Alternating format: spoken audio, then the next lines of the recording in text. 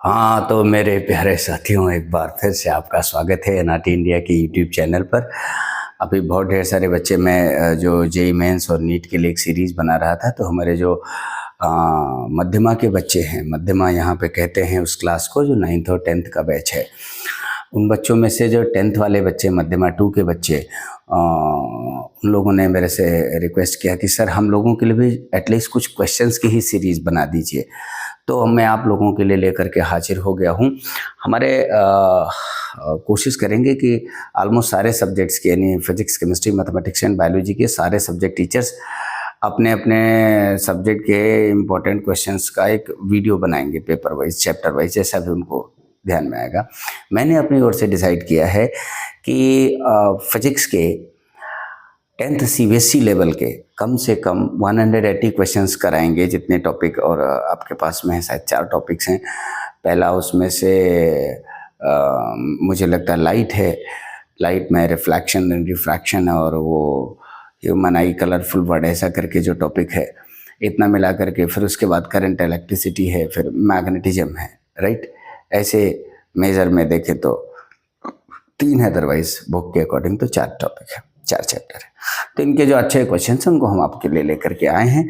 उसी में से पहला जो चैप्टर अपना है reflection and refraction of light, उसके अपन लोग कुछ क्वेश्चंस करेंगे। ये कुछ इंपॉर्टेंट क्वेश्चंस ऐसे डाउनलोड किया था, एक एनसीईआरटी ऐप करके है, उसी से मैंने कहा कि जो अच्छे क्वेश्चंस हों उनको मैं डाउनलोड कर लिया, और डाउनलोड करके प्रिंट करके आपके सामने उसका सोल्यूशन कराने के लिए हाजिर हूँ। इसका जो वीडियो का, क्वेश्चंस का जो पीडीएफ है, वो इसके सब उसमें डिस्क्रिप्शन बॉक्स में मिल जाएगा, राइट, या कमेंट बॉक्स में उसका लिंक मैं डाल दूंगा।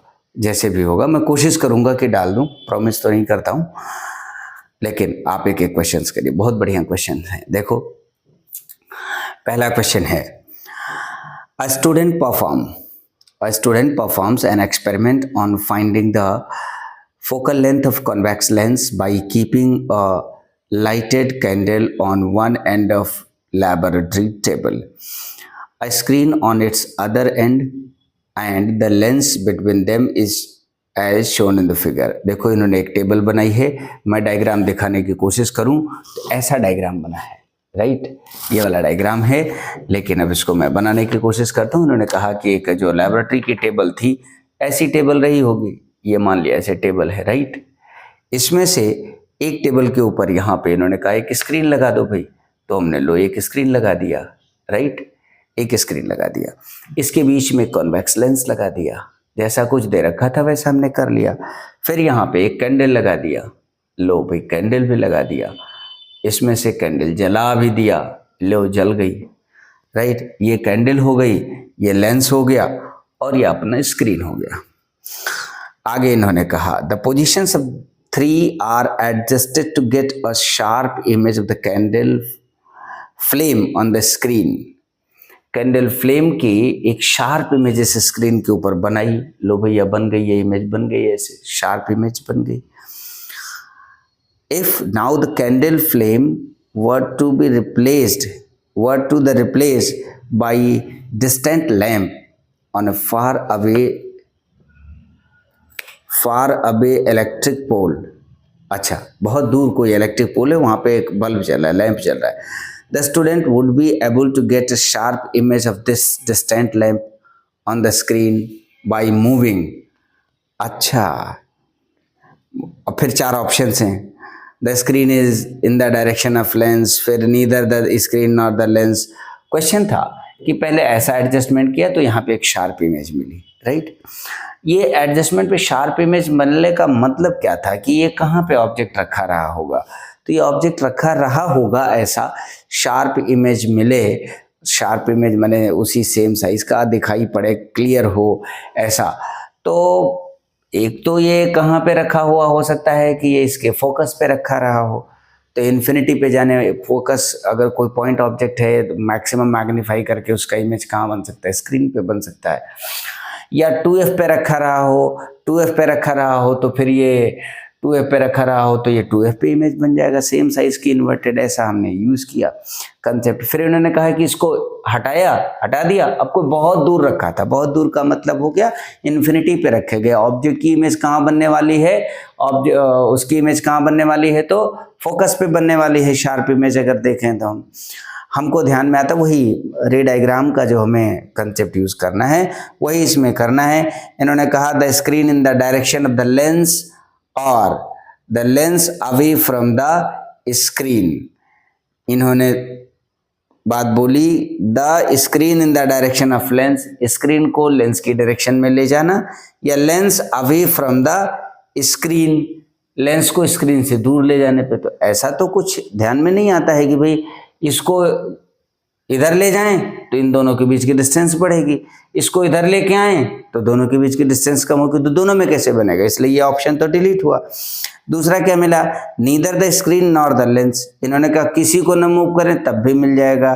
फिर अगला ऑप्शन दिया the screen is in the direction of the lens और the lens in the direction of the screen. हाँ, ये पॉसिबल हो सकता है कि हम अभी तक इसको ये जो स्क्रीन और लेंस के बीच की जो डिस्टेंस थी वो f से ज़्यादा रही होगी, वो f से ज़्यादा रही होगी। हम अब की बार इसको इमेज को बनाना चाहते हैं, अगर ये स्क्रीन को हम लेके आए कहाँ पर, चूंकि ऑब्जेक्ट कहाँ रखा उठा था इन्फिनिटी पे, तो उसकी इमेज कहाँ बनने वाली है, उसकी इमेज बनने वाली है फोकस पे। फोकस पे बनेगी अगर इमेज, तो उसके लिए हमें इस स्क्रीन और लेंस के बीच की डिस्टेंस को कम करना था। तो थर्ड ऑप्शन आपका सही हो जाएगा। ऑप्शन क्या है, the screen is in the direction of lens और the lens in the direction of the screen. Fourth option है the screen away from the lens और the lens in the direction of the screen. ये तो वही पहले वाले option का उल्टा हो गया, इसलिए तो गलत ऑप्शन हो गया, राइट। यानी थर्ड ऑप्शन का सही आंसर हो गया। ऑब्जेक्टिव क्वेश्चन है, बहुत प्यारा क्वेश्चन है ये, जेईई मेंस और नीट में आने लायक क्वेश्चन है, भले ये 10th के ऑब्जेक्टिव में था। क्वेश्चन बहुत ही बढ़िया कंसेप्चुअल क्वेश्चन है। अगला क्वेश्चन है 4 students set up the glass slab experiment as shown below. इन्होंने कहा चार बच्चों ने एक्सपेरिमेंटल सेटअप ऐसा किया, किसका, ग्लास स्लैब वाले एक्सपेरिमेंट का जो था सेटअप ऐसा बनाया। कैसा सेटअप, ये मैं डायग्राम दिखाई दे रहा हूँ, ऐसा बनाया है, ये डायग्राम ऐसा बनाया, राइट। अभी डायग्राम जो ऐसा बनाया इसमें क्या स्पेशलिटी है, क्या पेक्यूलियरिटी है, that should be analyse here. जरा बहुत ध्यान से समझने की कोशिश करना। एक ग्लास स्लैब ऐसे लिया, चारों बच्चों ने ग्लास स्लैब अलग अलग लेकर के और एक्सपेरिमेंट को रिपीट करा, राइट। उसी में जो लाइट रेज का पाथ है उसी को एनालाइज करना है भाई अपने को, बहुत ध्यान से समझना। मैं मेरी ओर से देखता हूं ध्यान से, यहाँ पर लाइट रे ऐसे इंसिडेंट करती है, ये लाइट रे ऐसे इंसिडेंट करती है, यहाँ पर इन्होंने दे रखा है ये P1 है, ये पॉइंट का नाम P2 है, ये लाइट ऐसे पड़ेगी, इसके ठीक सामने इन्होंने इसके, ये डॉटेड मैं बना रहा हूँ, इन्होंने नहीं बनाया, यहाँ पे लिख रखा है P1 और यहाँ पे P3 और यहाँ पे लिख रखा है P4। दूसरा एक ऑब्जेक्ट है, दूसरा एक यही एक्सपेरिमेंटल सेटअप है, लाइट रे ऐसे डाला है, यहाँ पे लिखा है P1, यहाँ पे लिखा है P2, और ये जहाँ पे पॉइंट आकर के ऐसे मिले उसके थोड़ा सा उसके इधर की साइड में यहाँ पर इन्होंने यहाँ पे बनाया P3 और इसके इधर यहाँ पे बना दिया है P4, राइट। ये सेकंड ऑप्शन था। थर्ड ऑप्शन में क्या था, बहुत ध्यान से समझना।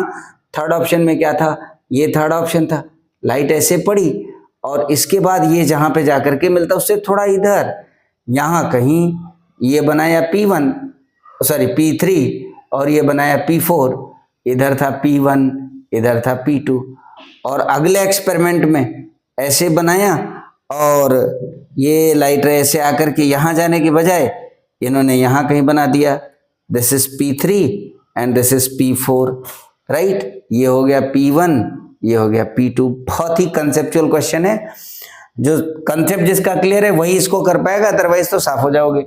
अब इन्होंने मेरे से पूछा क्या है, the correct fixing of the pins P1 and P2 for defining the incident ray end of pins P3 and P4 for defining the emergent ray has been done by the student. कौन से वाले student ने किया? इस student का नाम दिया 1, इस स्टूडेंट का नाम दिया 2, इस स्टूडेंट का नाम दिया 3, इस स्टूडेंट का नाम दिया 4। कौन से वाले स्टूडेंट ने एकदम सही वाला सेटअप बनाया? तो अपने को ये ध्यान में रखना है, एक छोटा सा कंसेप्ट ऐसे ध्यान में आना चाहिए कि when light passes from thick glass slab there is no deviation, there is only shifting takes place, right. उस शिफ्टिंग का पूरा हमने आपको समझा रखा है। लाइट इस पर पड़ी, ऐसे पड़ी, सीधे जाने के बजाय नॉर्मल की ओर बेंड करेगी, फिर यहां से फिर अवे फ्रॉम नॉर्मल, उसी के parallel incident ray and emergent ray parallel होंगी, लेकिन it will be shifted towards the normal. ऐसा शिफ्ट कर गया होगा ना, जो यहाँ का नॉर्मल होगा, जहां से इमर्जेंट रे होगा उधर की तरफ शिफ्ट किया हुआ दिखाई पड़ेगा। तो यार ये तो सीधे जा रहा है इसलिए गलत हुआ, यहाँ पे आई बेंड करके इधर चलेगी इसलिए ये भी गलत हुआ। इस वाले केस में ये शिफ्ट तो करा, लेकिन शिफ्ट ये कर गया किधर? आउटसाइड, मतलब बाहर की ओर, ये भी गलत हो गया। यहां पर ये शिफ्ट करा किधर की ओर? टुवर्ड्स द, तो ये वाला सही ऑप्शन बन गया। बात ध्यान में आती होगी। ये छोटा सा कंसेप्ट यहाँ पे यूटिलाइज हुआ। अगला क्वेश्चन है, ये दो ऑब्जेक्टिव क्वेश्चन, ऐसे मेरा ख्याल है कि ऑब्जेक्टिव तो इसमें कई हैं, 5 ऑब्जेक्टिव हैं। देखो अगला क्वेश्चन है, अगला क्वेश्चन है when a lemon kept in water, when a lemon kept in water in a bowl, in water in a bowl is viewed from outside, it appears dash करके लिखा है, then its actual size। एक bowl कटोरा ले लिया, कटोरे में पानी भर दिया, उस पानी में एक नींबू डाल दिया।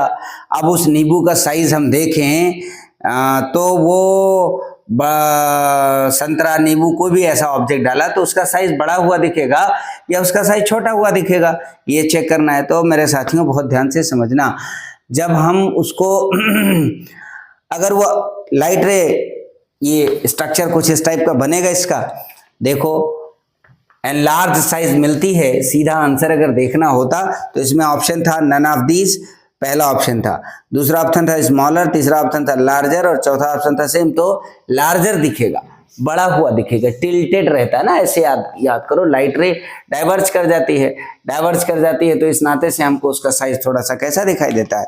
बड़ा हुआ साइज दिखाई पड़ता है। डायग्राम रे डायग्राम बना करके जब पढ़ाया था तो बताया था, रियल एंड अपरेंट डेप्थ वाले में जाकर के देखना। अगला क्वेश्चन था as incident angle is increased for a given pair of medium the refraction angle will, incident ray is increased for a given pair of medium, the refraction angle we know that, हम अच्छे तरीके से जानते हैं sin I upon sin r is equals to n and this is constant, its value is constant। इसकी value क्या है? Constant है। मेरे साथियों बहुत ध्यान से समझना, इन्होंने कहा कि if incident ray is increase, बिल्कुल 10th स्टैंडर्ड का क्वेश्चन है।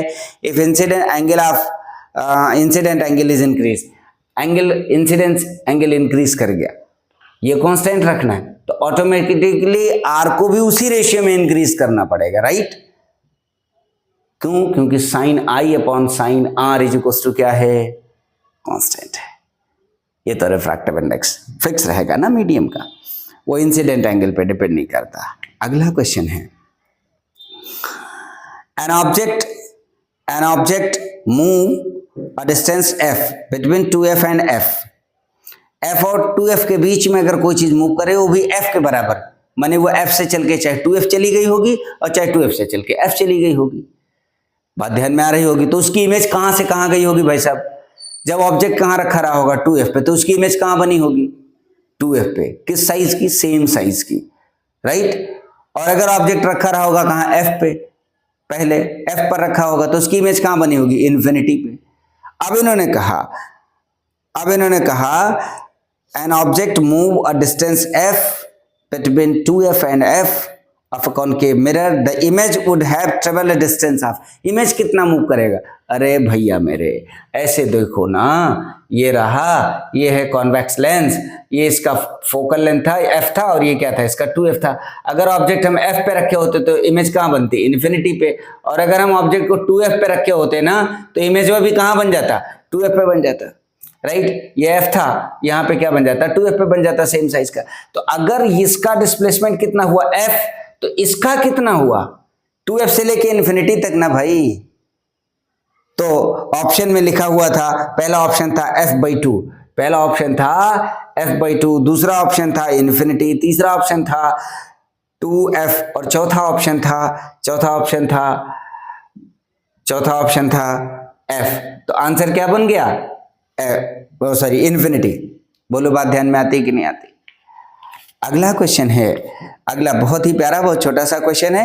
इन्होंने कहा what is a ray of light. Ray of light क्या चीज होती है, रे ऑफ लाइट क्या चीज होती है मेरे साथियों। मैं बोलूं ना रे ऑफ लाइट क्या है, path followed by the light, उसका डायग्राम बनाना।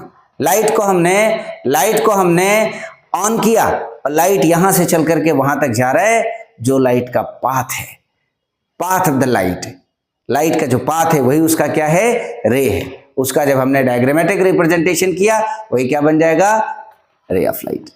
बात ध्यान में आ गई होगी। अगला क्वेश्चन है what is the name given to the centre of mirror. Mirror के सेंटर को क्या नाम देते हैं, तो आपको ध्यान में होगा, आप चाहे कॉनकेव मिरर याद करो चाहे कॉन्वेक्स मिरर याद करो, ये अगर ऐसे हमने मिरर बनाया है मेरे साथियों, बहुत ध्यान से समझना, अगर हमने ऐसे मिरर बनाया, ये लो, ये हमने ऐसे कॉनकेव मिरर बनाया, दिस इज कॉनकेव मिरर, इसका सेंटर कहलाता क्या है, बोलो जल्दी से, इसका सेंटर क्या था, ये इसका अपर्चर था, अपर्चर का सेंटर क्या बन गया था, पोल, ये क्या था, पोल। और अगर ये जिस स्फेयर का पार्ट है उसके सेंटर की बात करते तो वो क्या था, सेंटर ऑफ कर्वेचर। यानी centre of mirror is the pole and centre of the sphere from where mirror is cut या mirror is taken out is centre of curvature, right. अगला क्वेश्चन है what is an optically denser medium. Optically denser medium क्या है, what is an optically denser medium, comment करना, 1 number का सवाल है। क्या लिखोगे इसके जवाब में, आप क्या लिखोगे, सोच लिया होगा, medium having greater refractive index, एक ये भी आंसर हो सकता था। या आप कहते कि light travelling in a medium if show more bending या show more decrement in speed of light या show more decrement in wavelength of light, तब उसको हम कहेंगे डेंसर है। डेंसर, इन्होंने डेंसर जैसे का ना कंपैरेटिव चला गया, तो कंपैरेटिव का मतलब 2 मीडियम को कंपेयर करना है। तो एक मीडियम में हमने लाइट इंसिडेंट कराई वैक्यूम से, तो जितना बेंड करी, दूसरे में बेंड कराई तो जिसमें ज्यादा बेंड कर गई वो वाला डेंसर हो जाएगा, राइट। ये इसका एक्सपेरिमेंटल सेटअप हो गया। दूसरा तरफ का क्या था, हमने पूछा वो एक न्यूमेरिकल जवाब क्या दे सकते थे इसका, न्यूमेरिकल जवाब हम इसका क्या दे सकते थे कि जिसका रिफ्रैक्टिव इंडेक्स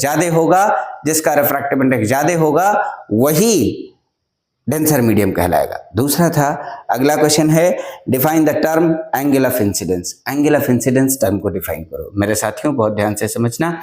हमने कहा एंगल ऑफ इंसिडेंस चाहे रिफ्लेक्शन के ले लो चाहे रिफ्रैक्शन के ले लो। मान लो ये बाउंड्री था जहां से आप रिफ्लेक्शन कराने वाले थे, यहाँ का ये नॉर्मल ड्रॉ किया, हमने लाइट ऐसे इंसिडेंट कराई, this is incident ray, light रे going towards the refracting boundary is called incident ray, and the angle between normal drawn on the boundary on the surface and incident ray is the angle of incidence. This is for the reflection, but angle between incident ray and normal drawn on the refracting medium, यहाँ पे light डालेंगे तो ये reflect नहीं करेगा ना, यहाँ पे तो रिफ्लेक्ट कर रहा था, यहाँ पे क्या करेगा, इस वाले मीडियम में इधर या इधर कहीं जाएगा, बात ध्यान में आती होगी। तो ऐसी लाइट रे जो क्या करेगी, मीडियम की तरफ जाएगी और उसी मीडियम में एंट्री कर जाएगी, वहां पे प्रोसेस का नाम क्या होगा, रिफ्रैक्शन। और एक बार फिर से angle between incident ray and normal is called angle of incidence, right. अगला क्वेश्चन है state 2 factors which determine the lateral displacement of ray of light passing through the rectangular glass slab. बहुत बढ़िया। पहला question, इसके पहले दूसरा या तीसरा क्वेश्चन ऑब्जेक्टिव वाला जो था ना, सेकंड क्वेश्चन इसी पर बेस्ड था, तो इसका मैं डेरिवेशन करके आपको पूरा समझाने की कोशिश करता हूं, बहुत ध्यान से समझना मेरे साथियों। जब मैं कोई क्वेश्चन बोलूं ना, तो आपको एक बार चाहिए मेरा वीडियो को पॉज करो, पॉज करने के बाद खुद से कोशिश करो, और जब ना निकले फिर प्ले करके वीडियो को देखना चाहिए। फिर से ध्यान से देखना। अगला क्वेश्चन जो इसमें मिला, बढ़िया क्वेश्चन है। State the two factors which determine the lateral displacement. तो दो फैक्टर, पहले तो लैटरल डिस्प्लेसमेंट कैसे दिखेगा उसको जरा मैं समझाने की कोशिश करता हूं, बहुत ध्यान से समझना। ये हमारा एक ग्लास स्लैब था, राइट, ये हमारा एक ग्लास स्लैब था। इस ग्लास स्लैब को हमने इसके ऊपर लाइट रे इंसिडेंट कराई, ये लो यहां पर हमने ऐसे लाइट रे इंसिडेंट कराई, राइट, ये एंगल ऑफ इंसिडेंस था, ये मीडियम है, ये एयर है। यहां पे क्या हुआ, लाइट सीधे जाना चाहिए था, सीधे न जा करके क्या करेगा, ये टूवर्ड द नॉर्मल बेंड कर जाएगा। ये यहाँ का नॉर्मल था, नॉर्मल की ओर बेंड करा तो लाइट यहां पहुंच गया, राइट। ये था एंगल ऑफ इंसिडेंस, ये बन गया एंगल ऑफ रिफ्रैक्शन। अगली बार अगली बाउंड्री पर जब ये पहुंचा तो इसको जाना चाहिए था सीधे, अब की बार डेंसर से रेयर में जा रहा है, क्या करेगा बोलो, अवे फ्रॉम द नॉर्मल, तो ये इधर चला जाएगा। अब की बार जब ये अवे फ्रॉम द नॉर्मल हुआ ना, तो हमने पाया कि incident ray and final emergent ray both are parallel to each other. Incident ray and emergent ray दोनों एक दूसरे के क्या हैं, पैरेलल हैं। अब यहां पर ये एंगल आर है, ये इस वाले को भी अपन क्या कहोगे, आर कहोगे, ये आई है। मेरे साथियों इस पूरे जितने इंटरसेक्शन से सबको नाम दे दिया, ये के है, इस पॉइंट को नाम दे दिया एल, इसको नाम दे दिया एम, यहां से एक ऐसे परपेंडिकुलर ड्रॉ किया, ये क्या हो गया एन। इस स्लैब की थिकनेस को हमने क्या मान लिया, टी। मेरी नजर से देखो तो तुम्हें दिखाई पड़ेगा यहां से cos r is equals to, ध्यान से देखना, cos r is equals to base upon hypotenuse, तो बेस कितना KL अपॉन KM। यहां से हम लिख पाएंगे KM is equals to KM is equals to KL upon cos r, and what is the value of KL? KL is the thickness of the slab, that is T upon cos r। मेरे साथियों थोड़ा सा आगे बढ़े, इस वाले को हमने देखा, ये वाली एंगल जो थी, ये वाली एंगल यहां से, ये वाली एंगल इधर का, ये वाली एंगल यहां से, ये तो r बनेगा, लेकिन ये जो एंगल थी ना यहाँ पे, ये किसके बराबर होगी, I माइनस r। हमने कहा इस वाले ट्राइंगल के लिए देखो, in triangle MNK, triangle MNK में जब हमने देखा, हमने कहा भाई देखो साइन I माइनस आर, तो ये हुआ परपेंडिकुलर, ये बना बेस, क्या बन जाएगा बोलो, MN अपॉन इसका हाइपोटेन्यूज कितना हो जाएगा, KM, राइट।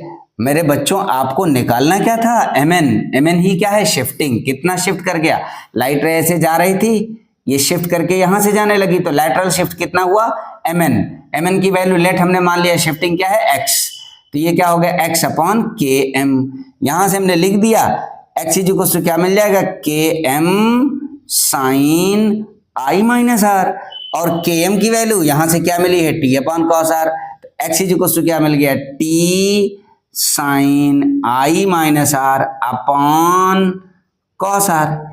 बोलो बात ध्यान में आती कि नहीं आती, पक्का क्लियर है। अब अगर यहाँ पे आपको दिखाई पड़े, इन्होंने पूछा state the two factors which determine the lateral displacement of light रे passing through rectangular slab, 3 number का क्वेश्चन है, तो ये पूरा कैलकुलेशन आपको दिखाना पड़ेगा, क्योंकि भैया 3 नंबर का सवाल है, राइट। अब 3 नंबर के सवाल में अब लिखो, ये x किस बात पे डिपेंड करेगा, t पे डिपेंड करेगा, और किस पे डिपेंड करेगा, I पे डिपेंड करेगा। ये ऐसे 2 फैक्टर हो गए, लेकिन मेरे साथियों बहुत ध्यान से समझना, यहां पर I और R है, तो कहीं ना कहीं से हम इसको ट्रांसफॉर्म करके किसके फॉर्म में लिख सकते हैं, रिफ्रैक्टिव इंडेक्स के टर्म में, sine I upon sine R, तो रिफ्रैक्टिव इंडेक्स पे भी डिपेंड करेगा। फिलहाल इन्होंने केवल 2 फैक्टर पूछा था, तो आप केवल लिख देते angle of incidence and thickness of the glass slab, लेकिन after this complete calculation, right, ये बात ध्यान में आ गई होगी। एक और इसी का मैंने थोड़ा सा लेवल अगर बढ़ाते, हम यहां तक पहुंचे हो तो एक चीज और सीख लो, क्या सीख लो, इन्होंने कहा for small theta, we everybody know that for small theta sin theta approximately equal to theta and cos theta approximately equal to 1, right. Small theta हो तो साइन थीटा थीटा हो जाता है। तब यहां पे जरा देखो x is equal to T sine theta यानी i माइनस आर, और यहाँ पे cos थीटा cos r 1 हो जाएगा, यही हो गया। अब मैंने कहा भाई यहां से तू कॉमन ले ले, क्या कॉमन ले ले भाई, क्या कॉमन ले ले, आई अपान आर निकालना है अपने को, तो आप क्या कॉमन ले लो, आर कॉमन ले लो। तो यहां से x इज इक्वल टू क्या मिल जाएगा, यहां से x ये हो गया t और i कॉमन ले लिया तो 1 माइनस आर अपॉन आई, और sine I upon sine R small theta के लिए sine I upon sine R क्या हो जाएगा, आई अपॉन आर। और आप जानते हो अलग से लिख दूं, यहां लिख दूं जगह है, sine I upon sine R is equal to क्या था, एन रिफ्रैक्टिव इंडेक्स था इसका। अभी हमने कह दिया इसको स्मॉल थीटा के लिए ये क्या बन जाएगा, I upon R is equal to N. यहां पे डिनोमिनेटर से उल्टा दिख रहा है आई अपॉन आर, तो यहां पे क्या बन जाएगा 1 अपॉन एन। तो एक्स इज इक्वल टू ये क्या बन गया, T I 1 minus 1 upon N. अब देखो सीधा सीधा दिख गया, एक्स पे एक्स किस किस बात पे डिपेंड कर रहा है, टी पे डिपेंड कर रहा है, आई पे डिपेंड कर रहा है, एन पे डिपेंड कर रहा है, ये तीनों बातों पे डिपेंड कर रहा है। लेकिन आपको तो 10th लेवल पे इतनी सी बात की आंसर देना था, राइट।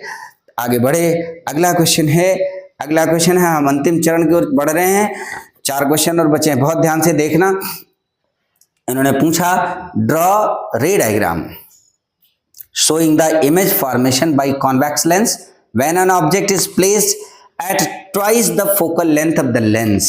मतलब 2f पे रखा है ऑब्जेक्ट जब रखा है कहां पर, 2f पर, तो उसकी इमेज कहां बनेगी, 2f पर। अपन लोग ये बात जानते हैं।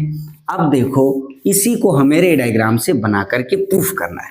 मेरे साथियों बहुत ध्यान से समझना, ये लो, ये हमारा कॉन्वेक्स लेंस था। अब यहां पर ऐसे ऑब्जेक्ट रखा है 2f पर, ये मान लो f था, ये था 2f। तो हमारे पास अगर हमने डेफिनेट साइज का ऑब्जेक्ट ले रखा था, तो स्केल वगैरह की ज्यादा जरूरत पड़ेगी। और अगर बहुत पॉइंट साइज का ऑब्जेक्ट ले रखा था ना, तो हमें किसी स्केल वगैरह की भी जरूरत नहीं पड़ेगी, आप डायरेक्टली ऐसे कर सकते हो ना। ये लो लगभग हमने ऐसे हाथ से रख करके देख लिया। अब सीधा था बात था कि मैं तो डेफिनेट वाले को लेके बना दूं ना, आप पॉइंट इमेज को भी, पॉइंट ऑब्जेक्ट की भी इमेज बना सकते थे। प्रिंसिपल एक्सिस के पैरेलल जाने वाली लाइट रे आफ्टर द रिफ्रैक्शन कहां से पास करेगी, फोकस से पास करेगी। लो भैया थोड़ा टेढ़ा हुआ, लेकिन अब लाइन नहीं, पॉइंट को मैं शिफ्ट कर दे रहा हूं, राइट। ऐसे बन गया, और ये बन गई ऐसी जो प्रिंसिपल एक्सिस के पैरेलल लाइट रे गई। दूसरी लाइट रे कहां से गई, ऑप्टिकल सेंटर से गई। ऑप्टिकल सेंटर से जाने वाली लाइट रे क्या करेगी, अनडिवेटेड चली जाएगी। ये दोनों जहां एक दूसरे को इंटरसेक्ट करेंगे ना, वही क्या बन गया, इमेज। कैसी इमेज बनी, रियल इमेज बनी। और क्या हुआ, सेम साइज की बनेगी। ठीक, इन्होंने हमसे केवल कहा था रे डायग्राम ड्रॉ करने को, आप इतने डायग्राम ड्रॉ कर दोगे। अगर प्रूफ करने के लिए आता तो फिर आप ये लेकर के प्रूफ करते कि ये वाली एंगल क्या होगी, सेम। ये वाली एंगल सेम होगी। इसके जैसे आपने कहा ये वाली एंगल और ये वाली एंगल सेम होगी, तो this upon this is equal to this upon this, right. Since this is 2f and this is 2f, that's why size of this is equals to size of this। ऐसा भी आप कर सकते थे, बात ध्यान में आती है ना। या आप इससे प्रूव कर लेते, प्रिंसिपल एक्सिस के पैरेलल जाने वाली ये यहां से यहां तक ये पैरेलल लाइट रे थी, और ये यहां से यहां तक गई, तो ये जितना ये मतलब ये वाली ट्रायंगल, ये एग्जैक्टली सिमिलर ट्रायंगल इसके बन गया। तो अगर ये वाले डिस्टेंस यहां से यहां तक ये f है, तो ये भी क्या होगा, f होगा। मतलब प्रूफ करने को अगर आ जाता, फिलहाल के तौर पे 10th लेवल पे नहीं मिलेगा, वो 12th में मिलेगा। हमने सिखा दिया, अब इसे जान के रखो। अगला क्वेश्चन था अ concave lens has a focal length of 10 centimetre, N object 2.5 centimetre high is placed 30 centimetre from the lens, determine the position and size of the image. बहुत बढ़िया, एक न्यूमेरिकल मिल गया, बढ़िया न्यूमेरिकल है। बहुत ध्यान से हटाऊं इसको, देखो भाई,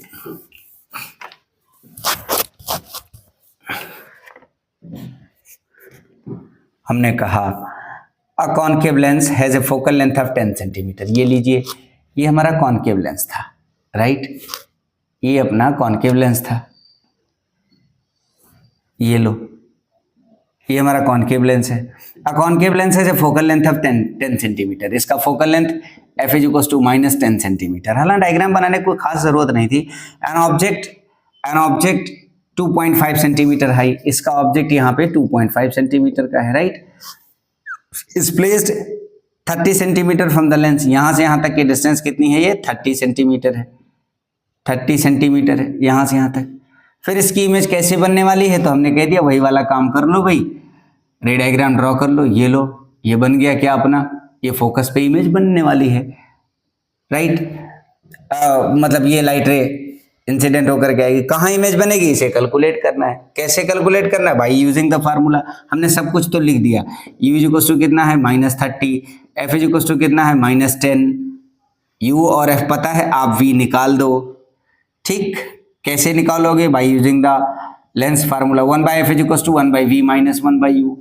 निकालना क्या है आपको, 1/v, तो 1/v इज इक्वल टू क्या बन जाएगा, 1/f प्लस 1/u। 1/f कितना था, -1/10, राइट, ये माइनस कितना 1/30, तो माइनस माइनस बाहर प्लस हो जाएगा, ये कितना बन जाएगा। वैसे तो देखते हैं ना, तो एलसीएम लेकर के करना चाहो तो, अगर जिसको एलसीएम वाले में दिक्कत है, एलसीएम लिया तो 30 हो गया, इधर 3 इधर 1 ऐसा करके आ गया। लेकिन हमने कहा नहीं रुक जाओ, इसको ऐसे भी कर सकते थे, माइनस बाहर लिया और ये हो गया 30 प्लस 10 अपॉन 300। बोलो बात ध्यान में आती कि नहीं आती, तो ये कितना आ गया 300/40। v इक्वल टू क्या आ गया, -300/40, यानी कितना आ गया 7.5 सेंटीमीटर। इसकी इमेज यहाँ से कितनी दूरी पर बनी है, -7.5 सेंटीमीटर, मतलब यहाँ से इधर लेफ्ट साइड में यही कहीं इमेज बनी होगी बीच में, व्हाटएवर। फिर उन्होंने हमसे क्या पूछा, v की वैल्यू मिल गई। फिर उन्होंने हमसे पूछा determine the position and size of image. Position तो मिल गई, साइज कैसे मिलेगी, तो वही वाला formula, magnification m is equal to क्या होता है, v/u, लेंस के लिए v/u। मिरर नहीं है कि -v/u लिखोगे, v/u, this is equal to height of image upon height of object. ये कितना है -7.5 अपॉन u कितना है भैया, u कितना है -30, this is equal to height of image, height of image ये आपको निकालनी है, हाइट ऑफ ऑब्जेक्ट आपको गिवन है कितना +2.5, राइट। ये कट जाएगा ऐसे, ये कितना हो जाएगा 4। बोलो बात ध्यान में आई है कि नहीं आई है, तो यहां से HI इज इक्वल टू कितना हो गया 2.5/4। जितना आ जाए सॉल्व करने से वही इसका आंसर होएगा। बोलो बात ध्यान में आती कि नहीं आती है, तो कितना आ जाएगा, ये बोलो 0.625 के आसपास आएगा ना, हाँ हाँ 0.625, तो फिलहाल आंसर इतना हुआ, इतना सेंटीमीटर, राइट। बहुत बढ़िया न्यूमेरिकल था, किसी भी एग्जाम में पूछा जाने लायक है, इररिस्पेक्टिव ऑफ द लेवल। मैंने 10th CBSE, 10th ICSE, 12th board exam, ISC का, CBSE का या नीट। अगला क्वेश्चन है एक, ये थोड़ा वैल्यू बेस्ड क्वेश्चन है। क्या वैल्यू बेस्ड क्वेश्चन है, एक पैराग्राफ गिवन है, 2 friends Kapil and Rohit were studying in the same class. One day Rohit observed that Kapil was having pain in gums during lunchtime. Rohit told Kapil that his father was dentist and asked him to visit his father's clinic. Rohit's father examined Kapil with the help of mirror, बहुत बढ़िया, with the help of mirror, and advised him not to eat too many chocolates and soft drinks. ये तो मैं वैसे भी class में मैं भी बोलता रहता हूँ फिलहाल के तौर पर, ये तो अभी इसको पढ़ो, आगे देखते हैं। Kapil followed the advice of the doctor and soon he got recovered. After that he starts taking care of his mouth as he washes his mouth properly after every meal and also starts taking a calcium rich diet. Read the given passage and answer the following question. तो read तो कर लिया हमने, अब answer question पहला आया, identify the mirror use by the dentist. तो आपको ध्यान में होगा डेंटिस्ट कौन सा मिरर यूज करता है, बोलो जल्दी जल्दी बोलो, concave.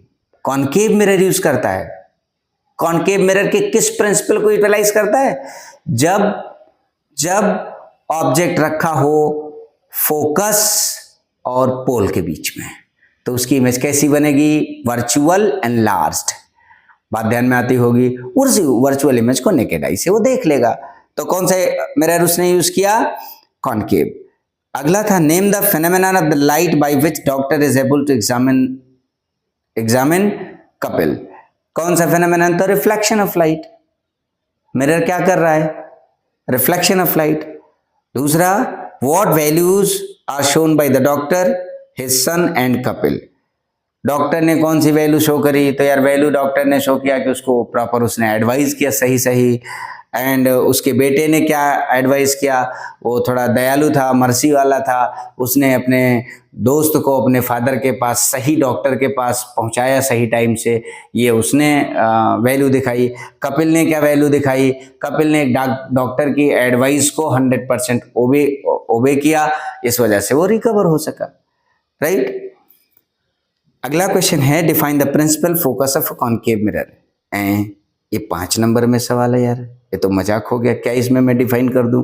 Define the principal focus of concave mirror. Principal focus, concave mirror का प्रिंसिपल फोकस डिफाइन करो। तो यार कॉनकेव मिरर अगर हम ऐसे बनाते, अब 5 नंबर में, तो कुछ तो इसको नंबर बढ़ा के लिखना ही पड़ेगा, क्या इसमें मैं बता दूं।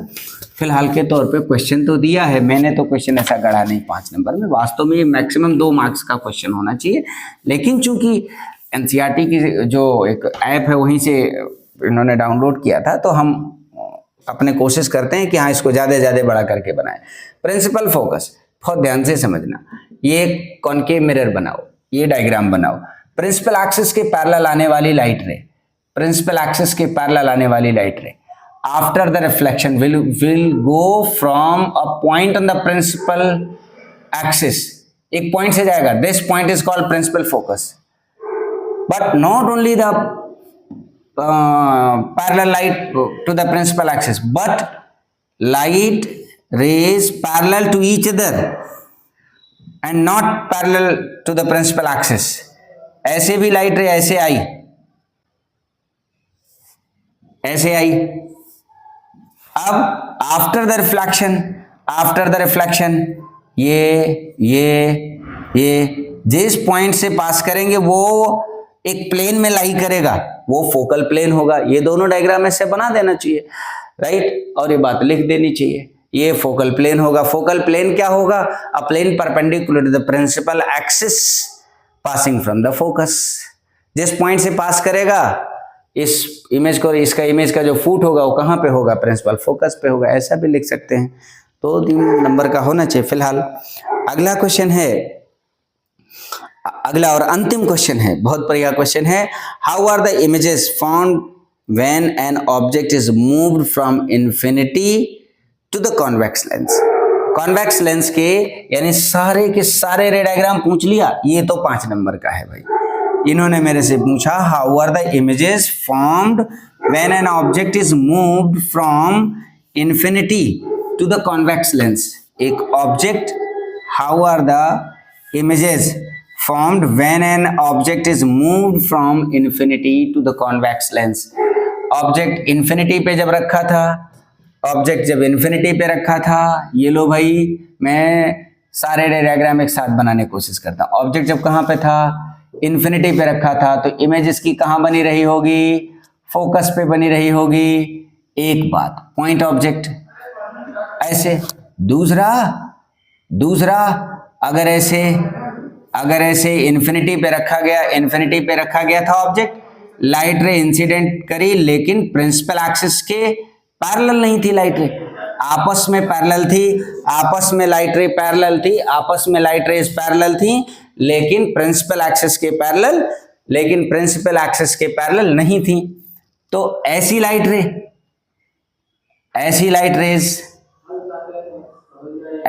रेज बहुत ध्यान से समझना, एक पॉइंट से पास करेंगे, ये भी ऐसे, एक पहला हो तो ये हो गया जब इन्फिनिटी पे था, फिर इन्होंने कहा how are the images formed when an object move from infinity to the convex lens.